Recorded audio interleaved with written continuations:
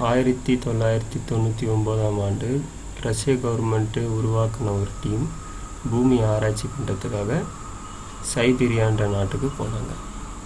பூமிக்கு அடியில் 4.4 kilometre drill பண்ணிட்டு போனதுக்கப்புறம் மிஷின் ஏதோ இழுக்கிற மாதிரி ஒரு பிரச்சனையை கண்டுபிடிச்சாங்க. ஒரு கட்டத்தில் ட்ரில்லிங் ரொம்ப வேகமாக சுற்ற ஆரம்பிச்சிது. பூமிக்கு அடியில் எல்லாமே காலியாக இருக்கிற மாதிரி. உள்ள டெம்பரேச்சரை கணக்கெடுத்து பார்க்கும்போது 2000 டிகிரி ஃபாரன்ஹீட்டாக இருந்துச்சு. அந்த மிஷினோட சத்தத்தை கேட்குறதுக்காக ஒரு மைக்கை அந்த ஆழத்தில் விட்டாங்க. அப்போ மனுஷங்கள்லாம் கத்துற மாதிரி சத்தத்தை கேட்டாங்க. மிஷினில் தான் ஏதோ பிரச்சனைன்னு சொல்லிட்டு மிஷினை சரி பண்ணி பார்க்கும்போது மிஷினில் எந்த பிரச்சனையுமே இல்லை. அதை நல்லா கேட்கும்போது ஒரு ஆளோட சத்தத்தை அவங்க கேட்கல, நிறையா பேர் கதற சத்தத்தை அவங்க கேட்டாங்க. இந்த சத்தத்தை ரஷ்ய கவர்மெண்ட் மேலதிகாரிகிட்ட கொண்டு போய் காமிக்கும்போது இந்த விஷயத்தை பேப்பர்லேயோ நியூஸ்லேயோ போடக்கூடாதுன்னு சொல்லிட்டாங்க.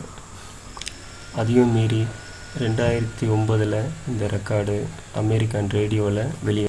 அந்த ரேடியோவில் ரெக்கார்ட் பண்ண சவுண்டை இப்போ நீங்கள் கேட்க போகிறீங்க. கவனமாக இருங்க, சின்ன பசங்கள்லாம் யாரும் பயப்படக்கூடாது. Sounds from Hell's story. It is true, and I for one wish it wasn't. Rick, listening from Chicago. And so I submit now the cleaned, a better copy to you, and I warn you, what you are about to hear is very disturbing indeed.